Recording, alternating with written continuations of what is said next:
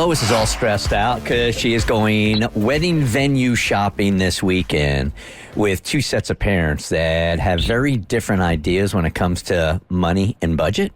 So we will get to her in just 1 second. Yeah, and we're using a fake name, and Tommy always asks them about like their favorite movie or TV show. I'm assuming she's a Superman fan. Wrong. Oh, Family Guy. Family Guy. Yes.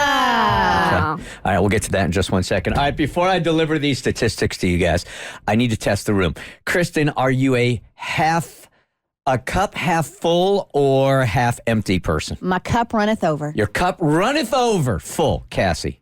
Full. Full. Mo. Full. Full. Half empty. Half empty. Okay. For the full people. You really? Yeah. You don't strike me as an empty. Me neither. I live in worst case scenario land. Like I'm always thinking, what is the worst thing that could happen? Gotcha. Yeah.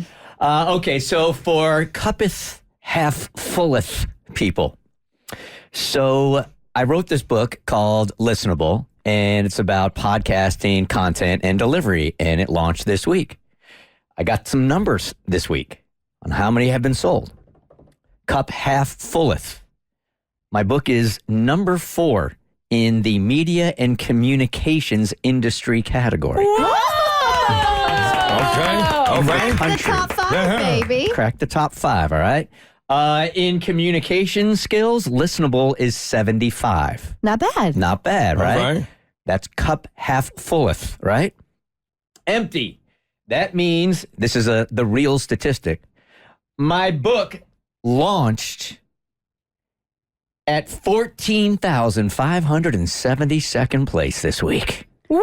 Top 15K, baby. Top 15,000, baby. Yes, sir. That means almost 15,000 books were sold more than mine this week. Wow. There's a lot of people writing books. I know, right? Yeah. Or at least I feel like I should read more. Right. or I ain't read at one least of them. read them, okay? So that is cup half fulleth and half emptieth. When I pass it on over to Abby here, nothing but good news on her podcast. Listen to this.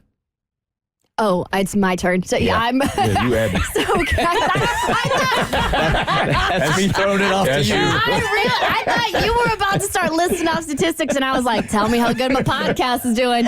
So Cassie sends me an email this morning, let me know how the Breakup Breakdown is doing, and there's a list, and she goes, "Congratulations, you cracked the top 10," and my eyes immediately go to the Slovenia charts, and I go, "I'm number 7 in Slovenia." Hey!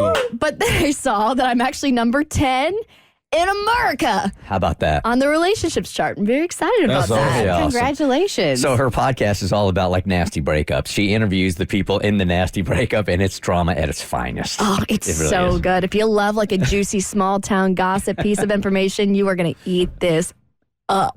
So, Congratulations. Thank you. Slovenia is so happy. yes. that have found out I love about my you. Slovenian fans. You know what? If you bought Bert's book, maybe you would have been number 6 in Slovenia.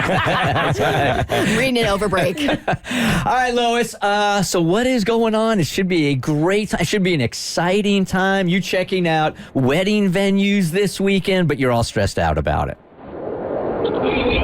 I'm very stressed out about it because I just don't want to make my parents uncomfortable with my future mother-in-law being there for, like, the financial discussion of the venue. But I also don't want to hurt my future mother-in-law's feelings because we have such a close relationship. So, and I want her to be involved in the wedding planning stuff because, like, it's not just my wedding, it's her son's wedding, too. So I just don't know how to go about having that conversation of, like, maybe you can come the next time and we can go see it again when it's already booked. There's not like financial discussion. Let's get to the root of the problem here. What is your stress about the financial discussions that could happen if everybody's there at the same time? Well, I don't want to make my parents uncomfortable, like talking about finances in front of her, as well as the fact that my dad is like a very frugal person. So I know that it's not going to be just like a quick conversation of like, okay, where do I sign? Like he's going to be asking very detailed questions. He's probably going to want to think about it, and it could even, last a lot longer than anticipated versus I know kind of their, like, style of things, they would probably just be like, okay, like, where do we sign? Like, it doesn't need, like, it wouldn't be a whole,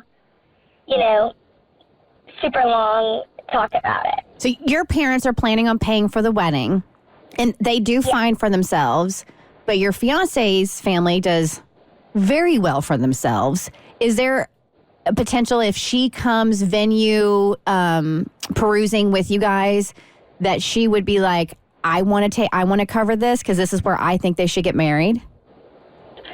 I don't know. She's offered to, like, she wants to plan me an engagement party and stuff like that, which my parents want to do, but she's offered to, cover some of the cost and things like that. And they're pretty frugal people too, but it's like a different meanings of frugal, I guess you could say. So I'm just worried, because I don't want her to be there, and then I'm like, okay, we're going into the office, talk about financials, sit outside on the bench, and just wait here.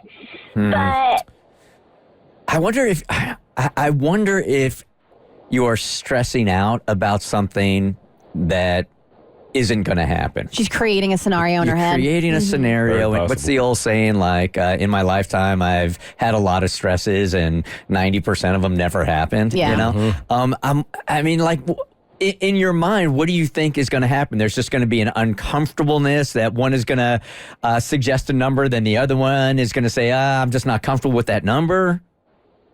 Yeah, so I guess I'm kind of anxious if maybe the number's not what my parents are expecting, and there's going to have to be more discussion about it, but maybe in her mind she's thinking, well, it's a wedding venue. Of course it's going to be this number or what you have it, So I just don't, and then I feel like if she were to offer to cover some things, maybe that would make my parents feel uncomfortable and then just feel like, no, we'll just do it, and they have a good relationship too, so I don't want to create tension in their relationship. Well, the venue is only going to throw out a number today. It's not like you guys have to agree to it and sign the contract today, right? So if you're all in that meeting and that number is signed, it's not like, or that number is discussed, it's not like there's a lot of negotiation going on. They're just throwing out the number. So, right? I mean, you don't book it that day, do you? No, you can take time to think about it and crunch the numbers and you figure out if that's the venue you want to choose. I think I would just go in there with everybody and let everybody hear the number. Mm-hmm. I wouldn't negotiate anything just yet, and then let it play out when you get out of the place. See, that's what I'm thinking, but I'm also, like, so set on this venue and so nervous about them not having my date. Like, I would even be willing to change my date for this venue so far. I love it that much. So I am hoping to, like, at least maybe sign a contract or put down a deposit or something the day of viewing it. So, Lois, if I inject you with truth serum here, okay, and you're on the voice disguiser and we've changed your name. So you're going to, you're not venue hopping. This is the place you want. So you're going to tour the venue. And your dad is frugal. And while, yes, your fiance's family is frugal, they're also very well off. So by having her there could actually work to your advantage in that if Pops is like, this is an exorbitant amount, Mama-in-law can step up and be like, we'll help cover it. That way you can have your dream wedding. In an ideal scenario, if that was the case, that would be so amazing if that happened. But then I'm like, would that make my dad feel uncomfortable? I don't know. But I also think I agree with you guys. I do, like, overthink scenarios and try to have everything, like, planned out to the T. What's this person going to say? How are they going to feel? And my fiance, like, whenever that happens, he's always like, I don't know how your brain, like, how you think about this many steps ahead.